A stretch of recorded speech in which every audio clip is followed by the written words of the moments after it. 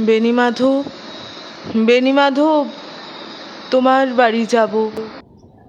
বেণীমাধব, তুমি কি আর আমার কথা ভাবো?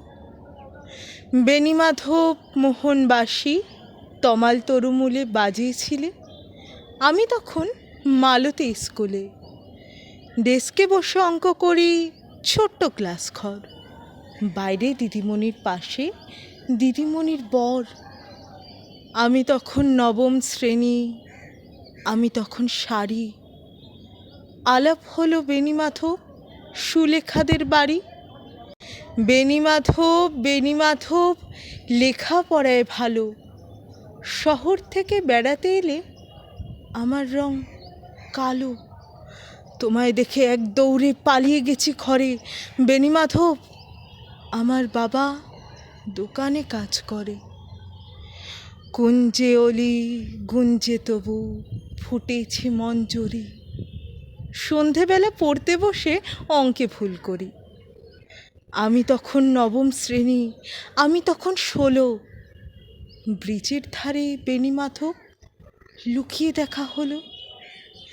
বেণীমাধব, বেণীমাধব, এত দিনের পরে সত্যি বলো, সেসব কথা এখনো মনে পড়ে?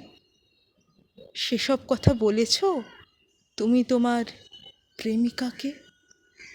আমি কেবল একটি দিন তোমার পাশে তাকে দেখেছিলাম আলোর নিচে। অপূর্ব সে আলো, স্বীকার করি, দুজনকেই মানিয়েছিল ভালো। জুড়িয়ে দিল চোখ আমার, পুড়িয়ে দিল চোখ। বাড়ি এসে বলেছিলাম ওদের ভালো হোক। রাত্রে এখন ঘুমাতে যাই একতলার ঘরে। মেঝের ওপর বিছানা পাতা, জ্যোৎস্না এসে পড়ে। আমার পরে জীবন ছিল চোরাপথের বাঁকে মিলিয়ে গেছে।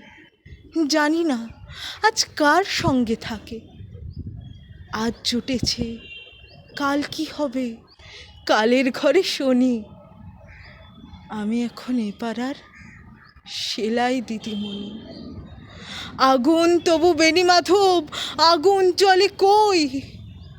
কেমন হবে আমিও যদি নষ্ট মেয়ে হই? কেমন হবে আমিও যদি নষ্ট মেয়ে হই?